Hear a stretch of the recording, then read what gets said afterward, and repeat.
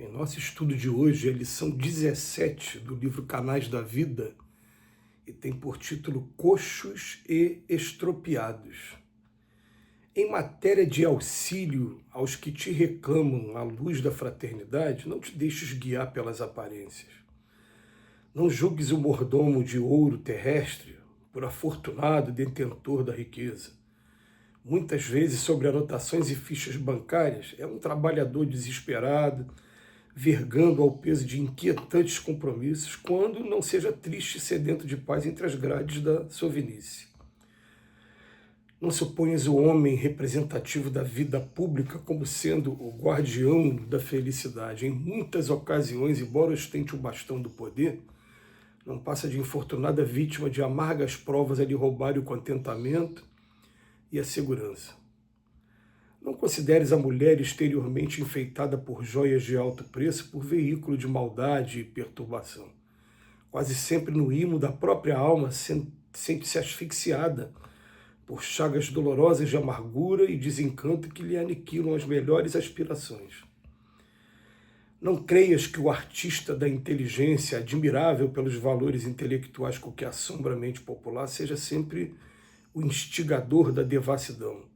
Muitas vezes, na intimidade dele mesmo, é um mutilado psicológico de quem as vicissitudes da terra furtaram a esperança e a alegria.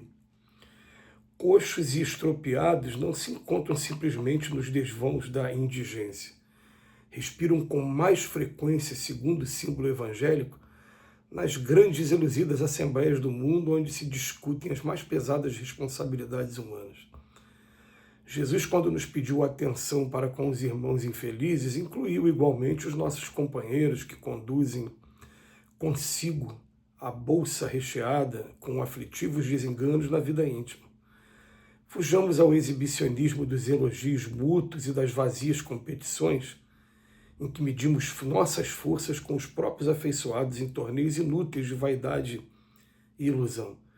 Que o entendimento nos ilumine o espírito na jornada para diante e compadecemos-nos uns dos outros, saibamos pavimentar com a verdadeira fraternidade o caminho da nossa libertação.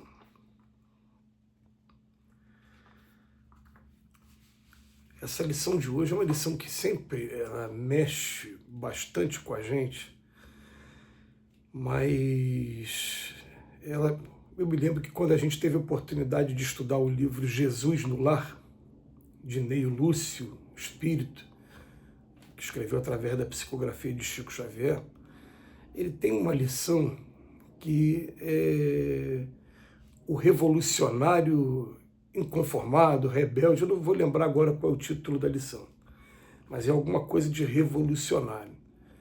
E é uma lição em que uma pessoa ela está incomodada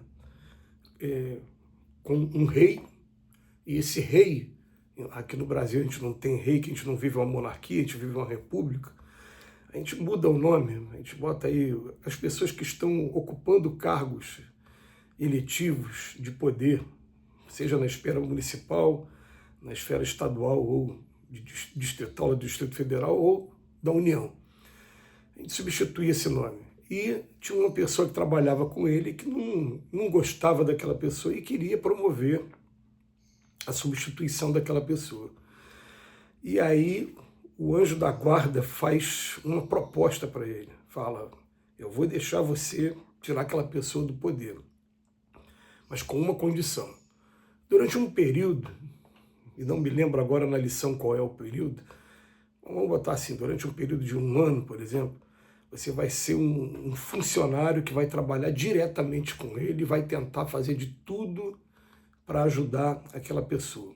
Você conseguindo, você vai reunir mérito, a gente vai te dar a oportunidade de tirar aquela pessoa do poder. E conforme o relatado por Neio Lúcio, conforme aquela pessoa começou a conviver com aquela autoridade, ele começou a ver o quão infeliz aquela autoridade era e começou a não fazer as anotações. Ele quase não tinha tempo para dormir, ele dormia muito pouco, ele já acordava sendo bajulado de todos os lados. Quem está no poder nunca consegue agradar a todo mundo e fica recebendo invariavelmente aquela vibração negativa do lado que foi contrariado de alguma maneira, que não conseguiu os seus objetivos.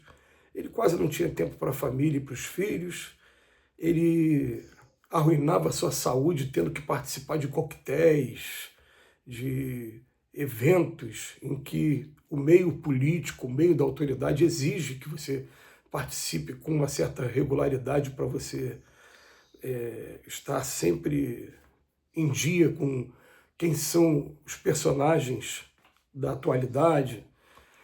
Enfim, ele começou a mostrar um quadro tão triste e a gente começa a descobrir junto com o Emmanuel hoje que quando a gente falar de estrupiados, é claro que o que vem na nossa mente, em primeiro lugar, são sempre aqueles que estão com alguma deficiência no corpo físico. Esses são os estrupiados para a gente. Mas o Emmanuel vem falar dos estrupiados da alma e principalmente entre aquelas pessoas que aparentemente quem está de fora aqui olhando fala, essa pessoa está bem. Porque está bem, ela não vai passar por necessidade material nenhuma, porque ela já está vivendo ou a prova da riqueza ou a prova da autoridade.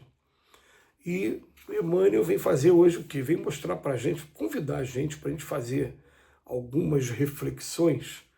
Ele bota aqui, ó, não julgues o mordomo do ouro terrestre por um afortunado detentor de riqueza, não, porque muitas vezes aquelas contas bancárias, aquilo que está acontecendo com ele, é um trabalhador desesperado, vergando mesmo, inclinando mesmo, quase caindo ao peso de inquietantes compromissos, quando não seja triste e sedento de paz entre as grades da sovinice. A